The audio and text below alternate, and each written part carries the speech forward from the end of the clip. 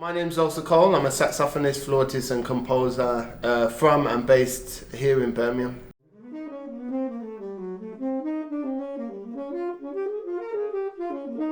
Well, I said we were quite lucky to grow up in a time in Birmingham where there was investments, quite a lot of heavy investments in the arts and support for young musicians, opportunities for engagement in different areas and stuff. So I grew up in Handsworth, with a super multicultural area, and it's just a rich tapestry of all the immigrant populations we've ever had, basically, you know.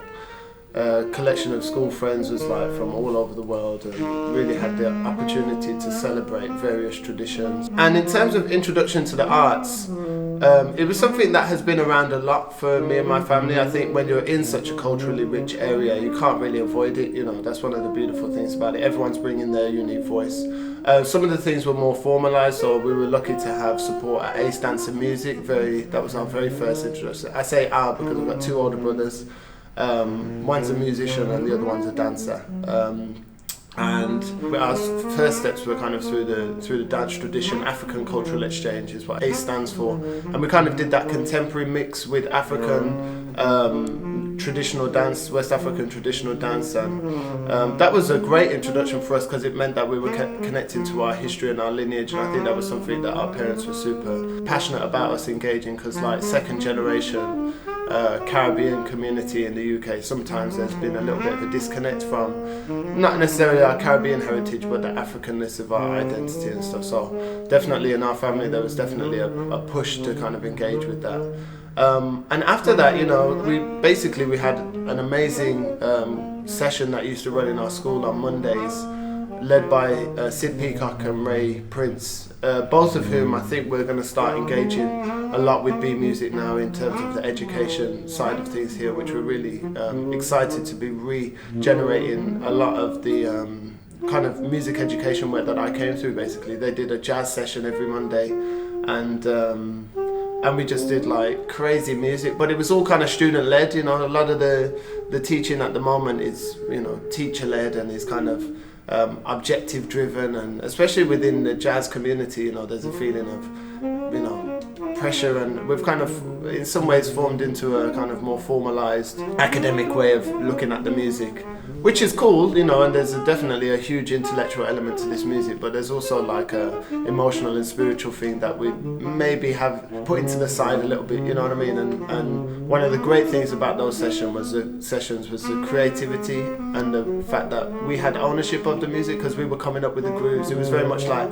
what can you bring, what can you bring, what can you bring? And there was like a sitarist and people that didn't necessarily read music or had just picked up the instrument and stuff, and it was a really holistic way of kind of approaching teaching and approaching learning, which definitely kind of spills over into my like approach to playing and teaching now as well. It's such a rich history of music in Birmingham, especially a rich history of black music in Birmingham. You know, we have such a huge legacy and history of as I say, what would have in the past been, I mean, we don't necessarily consider ourselves with the term, well, I don't necessarily consider myself with the term immigrant necessarily, but when you think of only like 2 or 3 generations, you know what I mean, in some ways that's kind of the appropriate thing. And so when you've got this movement of people, you know, for example, my dad's mum and dad's generation, coming over from Jamaica into this new land, you know, they've understood what the so-called motherland has been for you know, for generations, you know what I mean.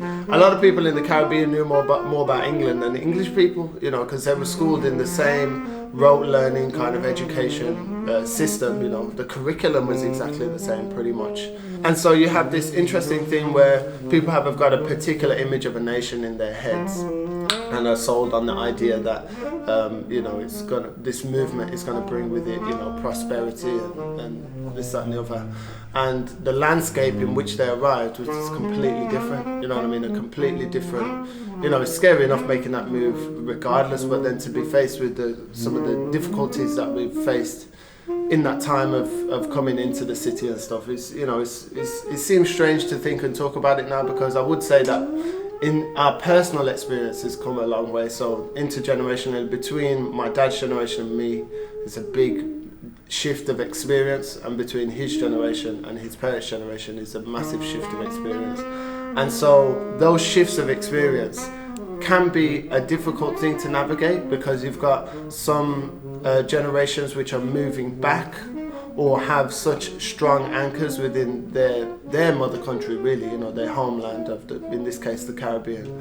And then my dad's experience of like moving more in some ways towards this kind of cosmopolitan, metropolitan kind of way of living, and this thing of understanding, really being connected, you know, and finding out about our history, because it was really our parents' generation that I think did a lot of the legwork. We're doing a lot of legwork now, you know, finding out about who we are and our history and stuff, but our parents' generation have done a lot of that legwork, mainly because of access to information and stuff, and reconnecting the dots, as I say, between the Caribbean and Africa and stuff like this. So, do it more specifically in Birmingham, you've got a generation of first generations born in the UK.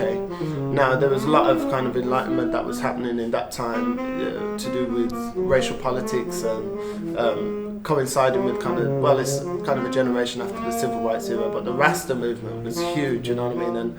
And the information and the learning and the challenging of the mainstream, and challenging of the narrative and challenging of the kind of oppressive forces was, you know, super overt and super direct. So it's super interesting to think about the journey, the piece is going to be journey through Birmingham, but the experience of different people, in, you know, and our connection with this land, you know, and how we relate to this land. So anyway, you know, music has been a way, historically, an amazing way of documenting that. We haven't actually connected with a lot of the jazz musicians, you know, post you know, formalized studies within the jazz kind of curriculum in Birmingham. There's a few names and faces that haven't necessarily got the recognition, and some are, you know, Chris Bowden's a great example of that. You know, one of Birmingham's finest. You know, Steve Ajao, amazing like blues and saxophonist, and then Louis Campbell. I was Lekan Babalola, one of my teachers.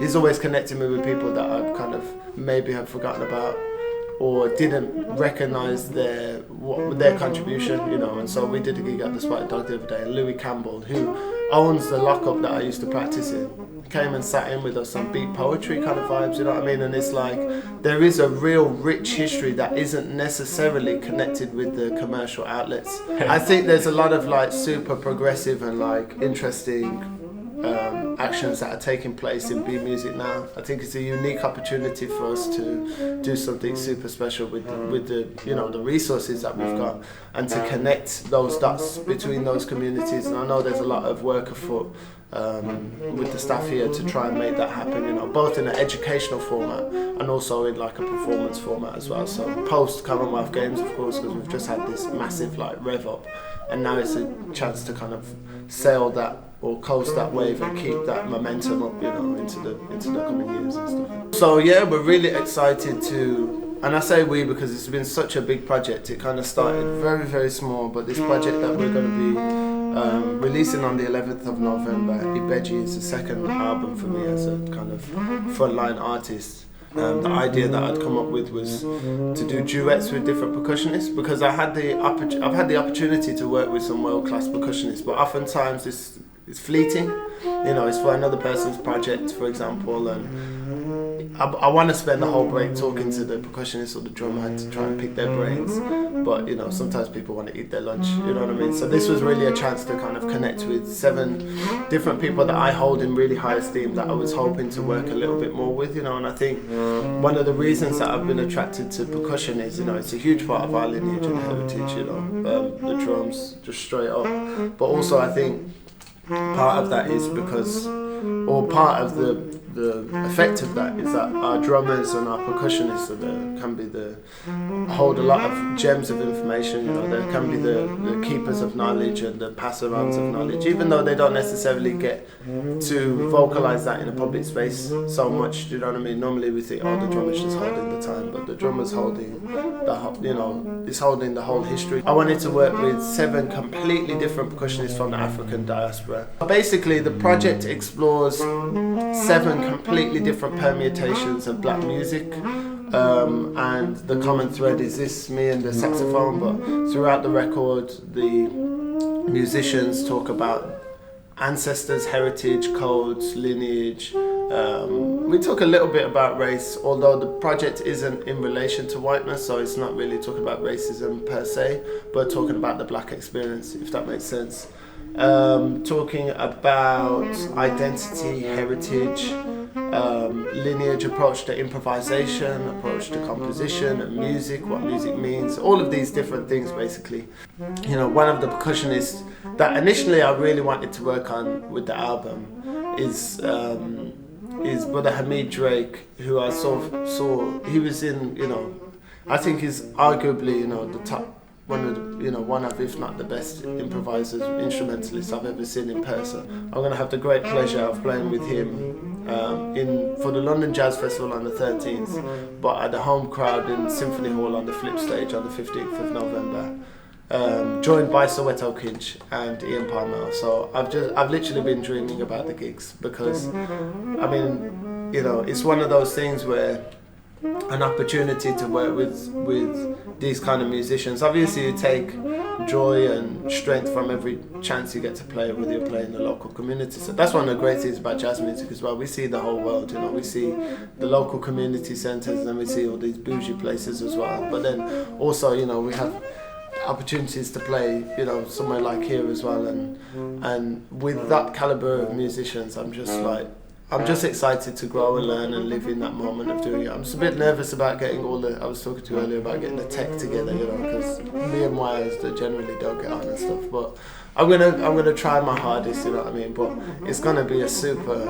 I mean, I just can't wait, you know what I mean. Yeah. So yeah.